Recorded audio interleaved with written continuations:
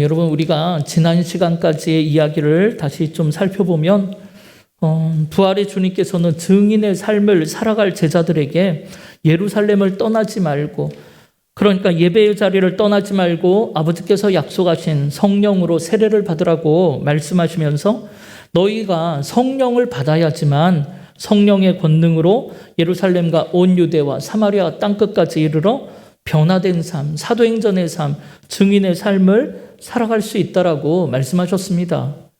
그런데 그 다음 우리가 살펴보진 않았지만 그 말씀을 마치신 주님께서는 제자들이 보고 있는 앞에서 후련히 하늘로 승천하셨다고 성경은 기록하고 있어요. 이 제자들은 너무나 경이롭고 놀라운 장면을 바라보며 하늘에서 눈을 뗄 수가 없었겠죠. 그런 제자들에게 천사들이 나타나서 뭐라고 했냐면, 갈릴리 사람들아 어찌하여 서서 하늘만 쳐다보고 있느냐, 주님께서는 너희들이 본 그대로 다시 오실 것이라고 약속하셨습니다. 예, 그들은 그 약속을 붙잡고 이제 삶의 현장으로 돌아오게 된 거죠. 그런데 여러분, 삶의 현장으로 돌아온 그 제자들의 마음이 어떨지 한번 생각해 보세요. 예수님이 승천하시는 놀라운 광경을 목격하긴 했지만 삶의 현장으로 돌아온 그들은 그 주님이 계시지 않는다는, 이제는 그 주님을 볼 수가 없다는 그런 허탈감, 앞으로 우리가 어떻게 살아야 할지 삶의 그런 막막함, 그 위에 찾아오는 불안과 두려움이 그들의 마음을 장악하기 시작했을지 몰라요. 왜냐하면 시골 갈릴리 출신의 사람들이 모여서 스스로를 생각할 때 자신의 능력, 자신의 힘으로는 아무것도 할 수 없을 것 같은 마음이 들기 때문이죠. 그럼 여러분, 이제 이 제자들은 어떻게 해야 할까요? 여러분이라면 예수님이 보이지 않는 그 상황에서 여러분 어떻게 하시렵니까? 능력 있고 또 권세 있는 새로운 지도자를 찾아야 할까요? 여러분, 아마 말은 안 했지만 눈앞에 계시던 부활의 주님이 사라져버린 지금 아마 그들의 마음은 여러 가지 생각으로 복잡했을 거예요. 그런데 여러분, 그들의 마음을, 그들의 정신을 번쩍 들게 한 게 있는데, 여러분 그게 뭘까요? 여러분, 바로 주님의 말씀입니다. 주님이 뭐라고 하셨어요? 예루살렘, 즉 예배의 자리를 떠나지 말고 뭘 기다리라고요? 성령을 기다리라고 말씀하시고 하늘로 승천하셨잖아요. 그러면 너희가 권능을 받게 되고 그 힘으로 증인의 삶을 능히 살아갈 수 있을 것이라는 그 말씀이 그들의 마음을 깨웠고 그들의 정신을 깨웠고, 여러분 그들의 인생을 사로잡게 된 거예요. 그래서 그들은 그 약속을 붙잡고 증인의 삶을 살기 위해 마가의 다락방에 모여서 오늘 우리처럼 이 자리에서 죽기 살기로 기도하면서 오직 성령을 기다리고 있는 거예요. 여러분, 이렇게 연약한 우리를, 능력 없는 우리를, 부족한 우리를, 걱정, 근심으로 두려워하는 우리를 일어나 걷게 하는 힘은 저 세상의 힘이 아니라 오직 주님의 말씀인 줄 믿습니다. 사랑하는 여러분, 여러분 지금의 상황이 어렵고 힘들다고, 여러분이 가진 것이 없고 능력이 없다고 걱정하지 마세요. 여러분 절망하지도 마세요. 여러분도 주님의 말씀만 붙잡으시면 우리 주님께서 여러분을 능히 일으켜 주실 줄 믿습니다. 그래서 걷기도 하고 뛰기도 하면서 평안과 기쁨 가운데, 소망 가운데 달려가게 될 줄 믿습니다. 따라서 여러분도 그때의 제자들처럼 그 말씀을 붙잡고 여러분 성령을 사모하시기 바랍니다. 그래서 성령의 권능으로 일어나서 힘있게 걸어가시기를 주님의 이름으로 축원합니다. 이 제자들은 그런 소망 가운데 모여서 전심으로 기도하기 시작했어요. 그러면서 하나님께서는 베드로로 하여금 가룟 유다의 빈자리를 채우도록 인도하셨고, 이에 마가의 다락방에 모여있던 제자들은 주님과 함께 있던 사람 중에 부활의 주님을 증거할 그런 사람으로 요셉과 마띠아를 추천한 후에 모든 성도가 합심으로 기도하고 제비 뽑아서 마띠아를 사도로 선출하게 되었습니다. 여러분, 오늘도 우리 하나님께서는 그 가룟 유다의 빈자리로 우리를 부르시는 줄 믿습니다. 여러분, 그 자격 조건이 무엇이었습니까? 세상의 학벌, 권세, 능력 있는 사람이 아니죠. 오직 주님과 함께 있는 사람, 그러면서 주님을, 부활의 주님을 증언할 수 있는 사람. 여러분, 오늘 우리가 그 유다의 빈자리를 채우는 인생이 되기를 바랍니다. 그래서 물질의 소유가치를 쫓아 공허한 인생을 살아가는 세상 사람들 앞에서 나를 이 땅에 보내신 분이 계시다라고, 나를 이 땅에 보내신 존재의 목적을 쫓아가는 그런 사명자의 삶을 통해서 여러분 주님을 증언하는 인생이 되시기를 바랍니다. 이렇게 모든 준비를 끝내고 막 기도하는데 드디어 아버지께서 약속하신 성령이 오시는 거예요. 오늘 본문 1절에 보니까 이날인 오순절이라고 성경은 기록해요. 여러분, 오순절은 이스라엘의 3대 명절 중에 하나예요. 그 시기는 이스라엘이 애굽에서 노예 생활을 하던 그 생활에서 해방된 것을 기념하는 절기가 유월절이에요. 유월절이 끝난 다음 날부터 7주간이 지난 그 다음 날, 그날이 오순절인데 유월절 이후에 50일이 지났다고 해서 오순절이라고 부르는 거예요. 이에 또 7주간을 지났다고 해서 77절이라 부르기도 하고, 보리 추수를 끝내고 감사의 의미로 맥추절이라고 부르기도 했습니다. 이런 명절이 되면 유대 성인 남자들은 다 예루살렘 성에 모여서 축제를 즐겼어요. 그래서 지금 아마 수많은 사람들이 예루살렘 성 안에 모여 있을 거예요. 이렇게 모든 추수를 끝내고 감사의 큰 성회로 모여서 첫 열매를 하나님께 드리는 그 축제의 날, 바로 그 오순절 날에 마가의 다락방에 모여있는, 오늘 우리처럼 모여있는 120명의 성도들에게 바람처럼 불처럼 성령이 임재하시는 겁니다. 그런데 여러분 가만 생각해 보면 성령이 오시는데 왜 120명만이 모여있는 마가의 다락방에 오셨냐는 거예요. 정말 예루살렘 성 안에 모여서 큰 축제의 예배를 드리는 수많은 그 백성들에게 성령이 임했으면 더 좋은 것 아닐까요? 여러분, 그건 사람이 많이 모인 게 중요한 게 아닙니다. 어떤 마음으로 거기에 모여있냐가 중요하겠죠. 예수님이 승천하시고 열흘이 지난 지금 마가의 다락방에 모인 제자들은 예수님의 말씀대로 증인의 삶을 준비하면서 한 마음으로 전심으로 기도하면서 성령을 기다리고 있었잖아요. 다시 말해 지금 예루살렘 성 저 밖에 모인 사람들은 3대 명절인 오순절을 맞이해서 축제를 즐기려고 모인 사람들이고, 마가의 다락방에 모여있는 120명의 제자들은 주님의 말씀을 쫓아 증인의 삶을 준비하면서 오직 성령을 기다리며 전심으로 기도하던 사람들인 것이에요. 따라서 축제를 즐기기 위해 모인 사람들이 아니라 성령을 사모하며 마가의 다락방에 모여있는 사람들에게 성령이 임하는 것은 어쩌면 당연한 것 아니겠습니까? 이렇게 성령 받기를 사모하는 그들의 간절함, 그들의 절박함의 기도가 마가의 다락방에 성령 임재를 체험하게 만든 것입니다. 따라서 여러분, 오늘 우리도 성령 받기를 원하신다면, 성령을 체험하기를 원하신다면, 성령 받으면 좋고 아니면 말고 그런 마음으로 기도할 게 아니고 성령 받고자 사모하는 마음으로 정말 간절하고 절박하게 기도할 때에 여러분 안에 성령이 임하게 되는 줄 믿습니다. 여러분은 지금 무엇에 절박하십니까? 어떤 간절한 기도를 드리고 계십니까? 여러분은 지금 어떤 삶을 준비하고 계시냐라는 거예요. 혹시나 여러분 세상의 것을 가지기 위한 절박함으로 기도하십니까? 성공한 삶, 부유한 삶을 살고자 절박한 마음으로 기도하며 준비하며 사십니까? 여러분, 부디 우리의 기도가 고린도후서 4장 18절에 나온 것처럼 그저 잠깐 보이는 세상 앞에 간절한 인생이 아니라 보이지 않는 영원한 것을 간절히 사모하는 인생이 되기를 바랍니다. 그래서 그 절박함을 가지고 성령의 임재를 사모하고 성령의 권능을 받아서 어떤 위치에서 어떤 인생을 살든지 그 삶을 통해서 주님의 증인으로 사도행전의 삶을 살아가시기를 주님의 이름으로 축원합니다. 그런데 여러분, 오늘 본문 2절에 보니까 그 성령이 임하는 모습을 표현하고 있는데요. 성령을 기다리는 그들이 전심으로 기도하고 있을 때 호련히, 그러니까 갑자기 하늘로부터 강하고 급하고 강한 바람 같은 소리가 느껴지기 시작했다라고 성경은 기록해요. 여러분, 이것이 성령 강림의 시작이에요. 그것은 영적인 소리고 하늘에서 온 소리입니다. 따라서 그 바람은, 그 소리는 바로 하나님의 호흡인 거예요. 즉 하나님께서 우리를 창조하시고 그 코에 불어넣으셨던 하나님의 숨소리, 생기를 말하는 것입니다. 여러분 창세기 2장 7절에 보면 뭐라고 했습니까? 우리 함께 읽어보겠습니다.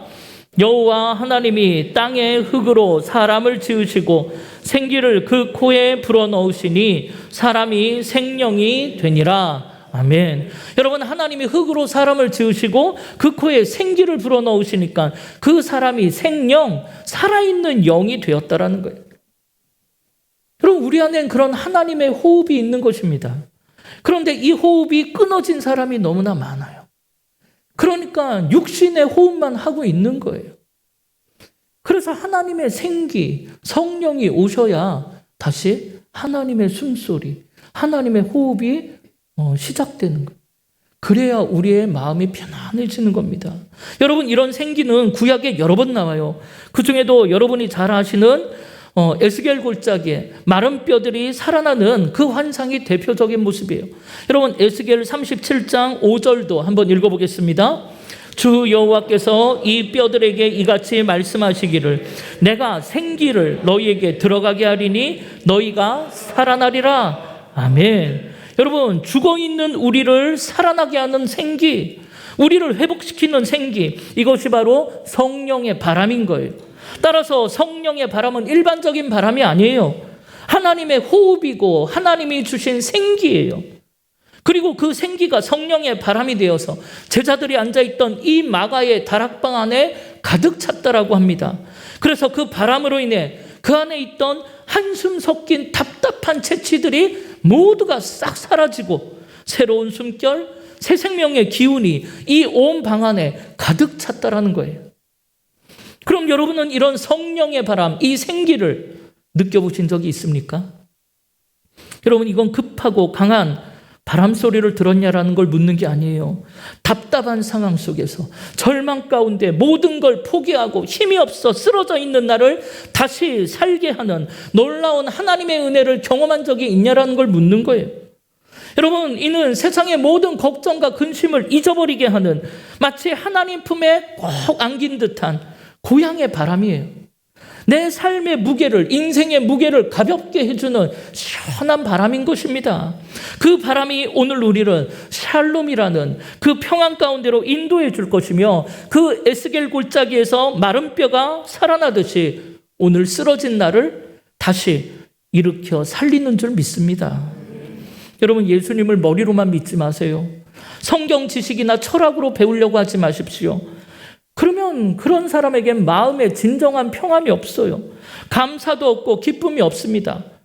여러분 이 성령의 바람, 하나님의 호흡을 다시 회복하십시오. 여러분의 삶이 완전히 달라질 거예요. 여러분 오늘 우리가 찬양하며 기도할 때 그런 하나님의 호흡, 쓰러진 나를 다시 살리는 하나님의 생기, 내 삶을 시원하게 하는 그 성령의 바람이 오늘 내 안에 가득하기를 주님의 이름으로 축원합니다. 그리고 나서 3절을 보니까 여러분 성령의 바람이 온 방 안을 휘감은 후에 마치 불의 혀처럼 갈라지는 불길이 그들에게 보이며 각 사람 위에 그 불꽃이 하나씩 임했다라는 거예요.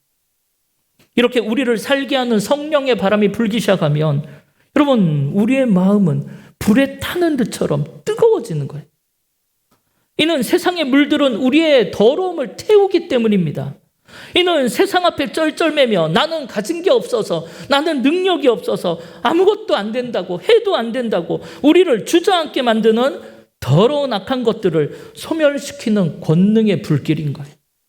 그래서 여러분 이 불에 사로잡히면 나를 붙잡고 있던 세상의 더러움은 완전히 다 소멸되고 이제 우리로 하여금 뭐든지 할 수 있을 것만 같은 하늘의 소망으로 다시 설레이는 마음을 만들어주는 게 바로 성령의 불길인 거예요. 여러분 이 불은, 이 하나님의 불, 이 성령의 불은 구약에 여러 번 등장해요.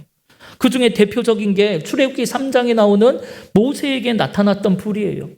여러분도 잘 알다시피 모세는 왕궁에서 애굽의 왕자로 살아갈 때 자신이 가지고 있는 능력, 자신이 가지고 있는 권세로 억압받는 민족을 위해 일해야겠다는 꿈을 가졌습니다.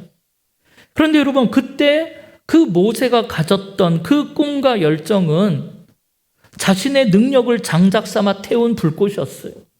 이에 모세는 그 능력으로 자기 동족을 못살게 굴던 애국 관원 하나를 보더니 불타는 의분을 참지 못해서 그 사람을 때려 죽이고 시체를 파묻어 버렸잖아요.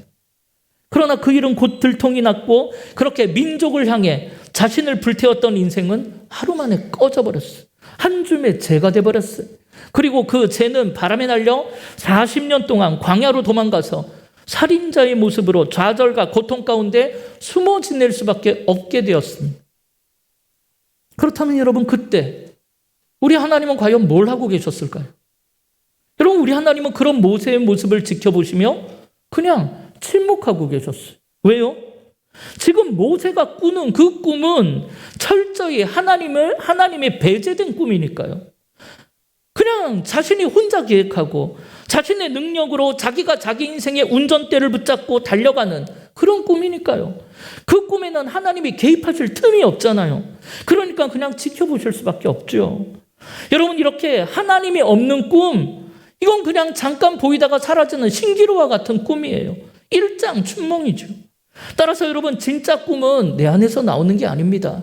진짜 꿈은 나를 창조하시고 만물을 주관하고 계시는 우리 하나님께로부터 오는 꿈이 진짜 꿈이에요. 따라서 우리는 과연 내가 이곳에서 이 사람들 앞에, 이 가족들 앞에서 내가 어떻게 살기를 원하시는지를 끊임없이 하나님께 물어야 하고 그 뜻을 깨닫고 그 뜻을 따라 거룩한 하늘의 꿈을 꾸기 시작해야 된다라는. 내 생각으로는 지금 이걸 하고 그 다음에는 저걸 하고 내년에는 저걸 하면 되겠다 생각하지만 여러분, 그러면 하나님은 침묵하실 거예요. 여러분의 삶에 아무런 영향을 주지 않을 거예요. 왜냐하면 그게 내용이 틀려서가 아니에요. 방법과 순서가 틀려서 그래요.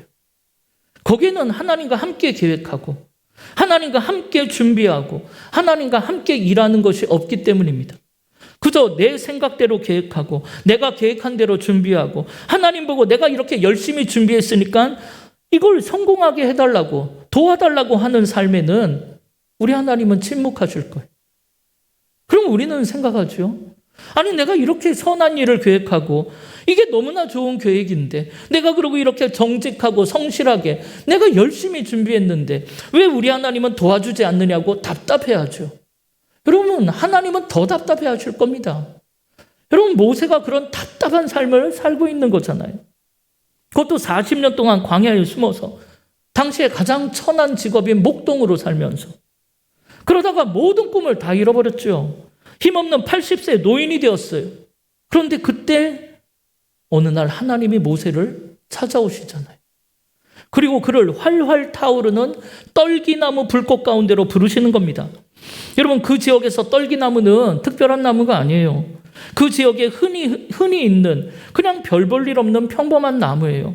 그런데 신기하게도 그 나무에 불이 활활 붙었는데 가만 보니까 그 떨기나무는 불에 타지 않고 있어요. 그대로 있는데도 불길은 활활 타오르더라는 거예요. 이게 바로 하나님의 불, 성령의 불인 거예요. 이 모세는 무엇인가 이끌리듯 놀라운 광경 속으로 빨려 들어갔어요. 여러분, 이렇게 성령의 불은 우리로 하여금 하나님께로 끌어당기는 힘이 있는 거예요. 그래서 모세가 그 불길에 가까이 갔을 때 하나님께서는 모세야, 모세야 부르시더니 네가 서 있는 곳은 거룩한 땅이니 신발을 벗으라고, 신을 벗으라고 하시면서 다 잃어버렸던 꿈을 이야기해요. 민족을 향한 그 꿈, 그러면서 출애굽의 사명을 주시는 거잖아요. 그러니까 모세가 펄쩍 뜁니다. 난 이제 못한다고. 아니, 젊고 능력 있을 때 부르시지. 그때는 가만 내버려 두시더니 지금 나는 다 늙고 힘없는 초라한 인생인데 난 이제 그런 일 못합니다. 그렇게 펄쩍 뛰죠. 그런데 여러분, 그때 하나님께서는 그 떨기나무 불꽃을 통해서 모세에게 말씀하시는 거예요. 뭐라고 말씀하십니까? 하나님이 함께 하시면 자신의 능력을 땔감으로 쓰지 않아도, 다시 말해 늙고 힘없고 연약해도 불이 활활 타오르게 할 수 있다는 거예요.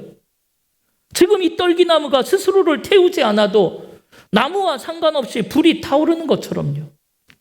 여러분, 이것이 오늘 우리에게도 굉장히 중요한 말씀입니다. 우리는 무슨 일을 하려고 하거나 또 어떤 사람을 뽑을 때 보면 그 사람에게 그 일을 할 수 있는 능력이 있는가?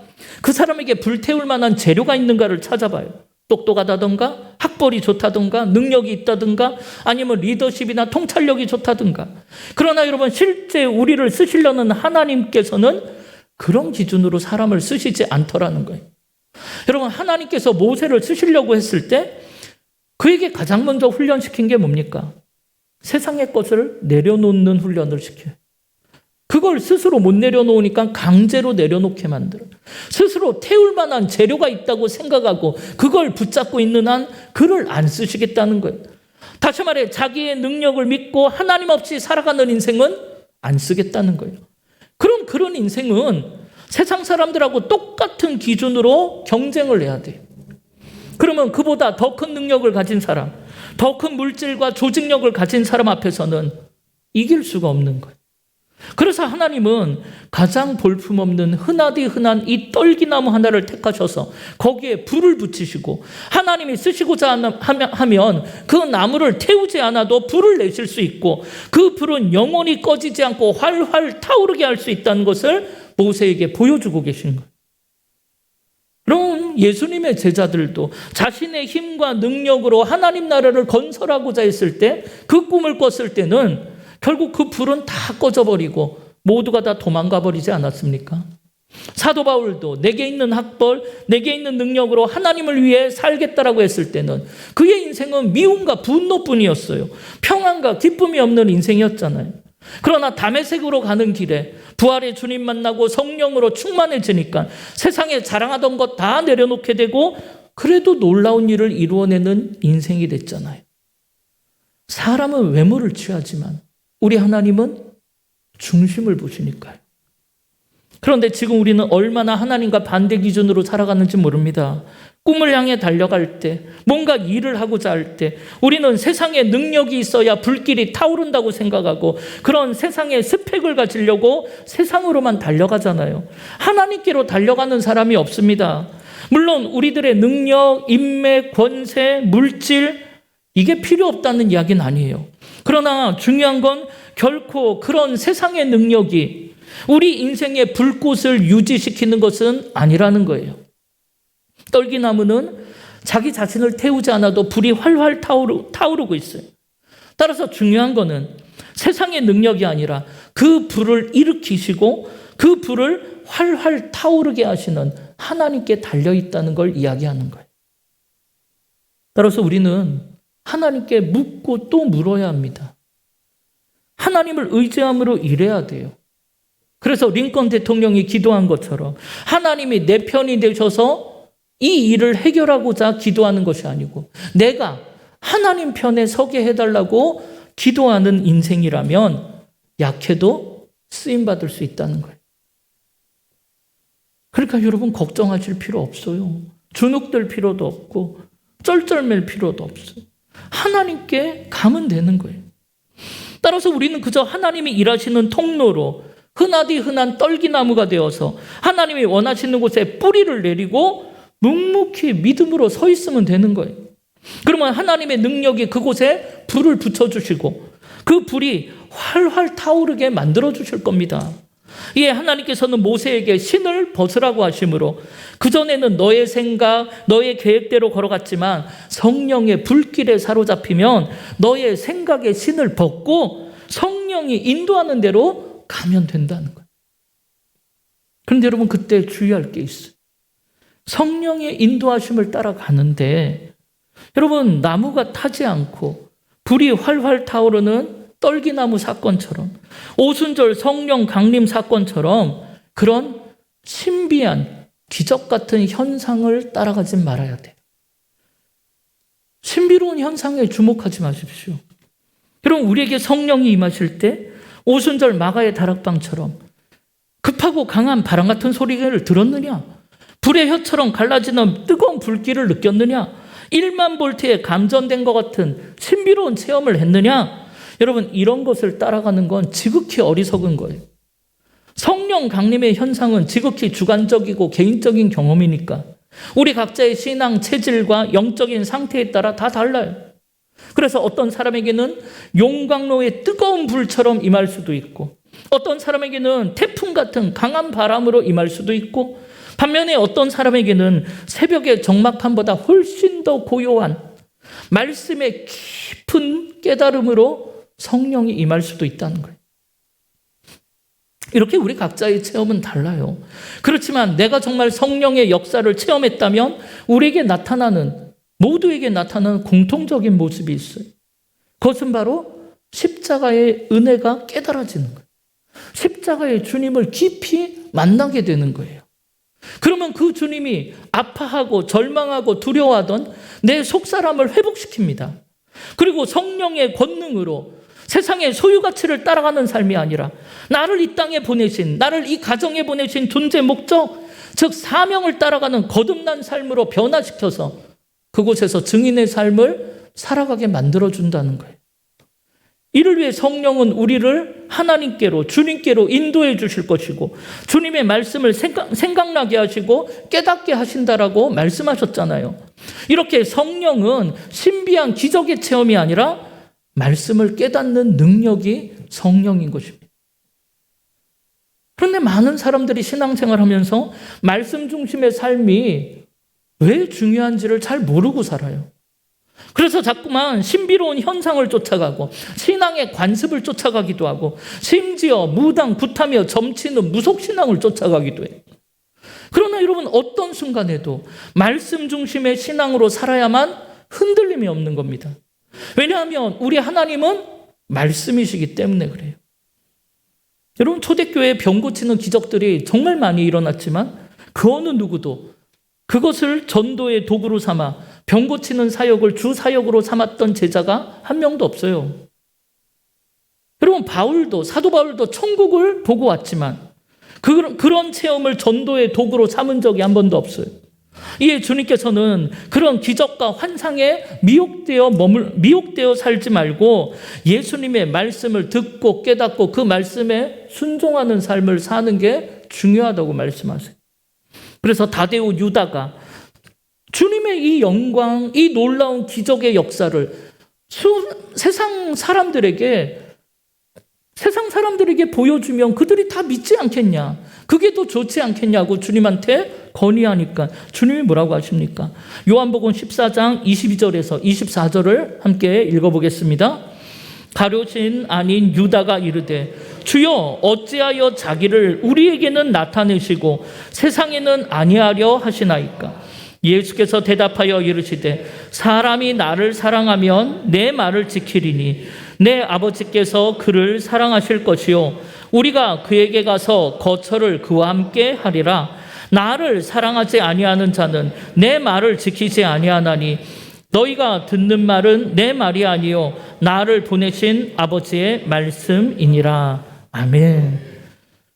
정말 놀라운 기적을 세상 사람들 앞에, 수많은 사람들 앞에서 보여주면 그들이 다 믿을 거겠지요. 그렇지 않습니다. 그들이 예수님을 오히려 못 받더라는 거예요.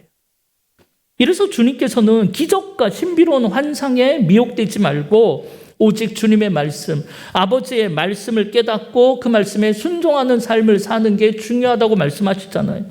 이에 우리는 말씀을 깨닫게 하시는 성령을 따라 아버지의 뜻을 깨닫고 주님의 증인으로 사는 게 중요한 거예요.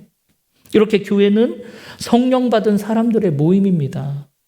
교회의 시작은 죽어있는 우리의 영혼을 살려내는 급하고 강한 바람, 하나님의 생기로부터 시작됐고 우리를 사명의 길로 인도하시는 성령의 불길로부터 시작되는 거예요.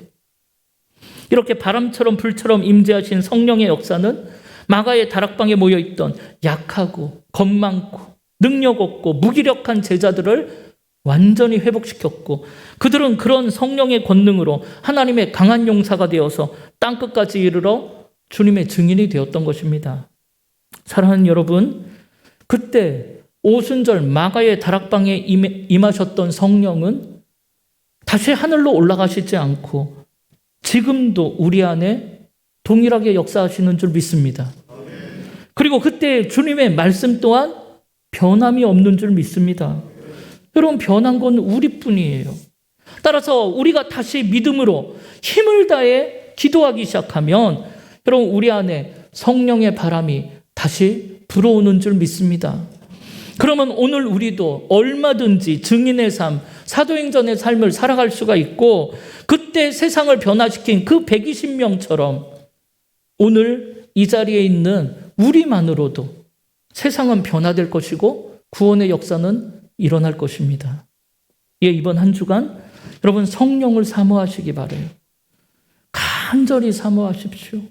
그래서 바람처럼 불처럼 임재하시는 성령의 역사하심을 체험하는 은혜가 있기를 바랍니다. 그래서 절망의 세상에서 일어나서 변화된 삶, 생기 있는 삶을 살아가시기 바랍니다. 그래서 성령의 권능으로 여러분 모두가 사도행전의 역사를 써내려가는 그런 놀라운 축복의 삶을 살아가시길 주님의 이름으로 축원합니다. 우리 함께 결단하며 찬양, 여러분 간절히 성령을 사모하는 마음으로 이 찬양 올려드리면 좋겠어요. 그럴 때 여러분 마음 활짝 열어 하나님 성령을 주실 줄 믿습니다.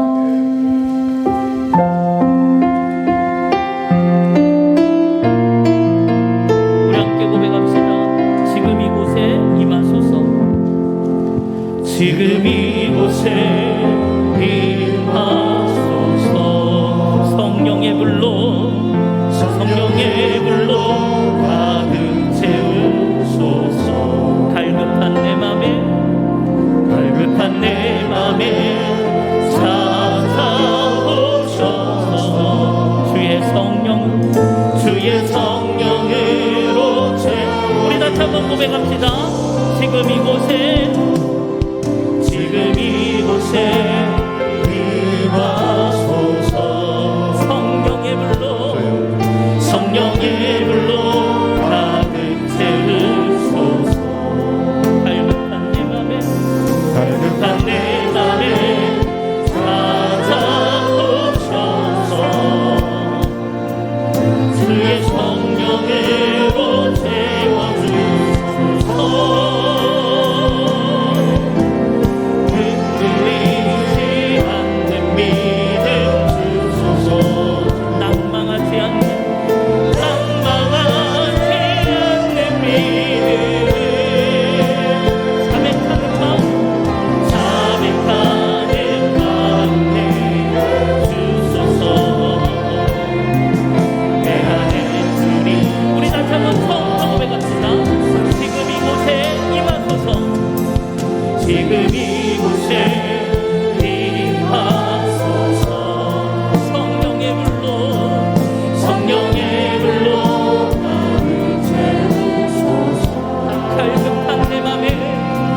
갈급한 내 맘에 찾아오셔서 주의 성령으로 채워주소서. 믿음 주시옵소서.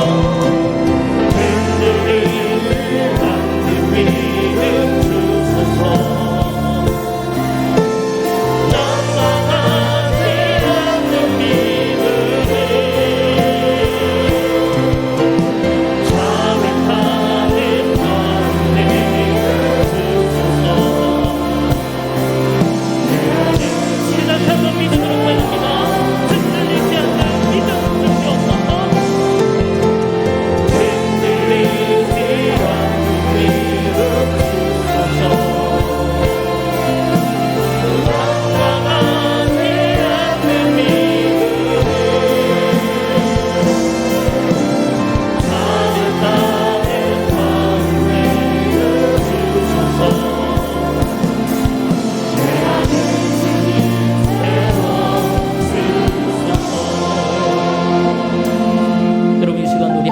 기도할 텐데요.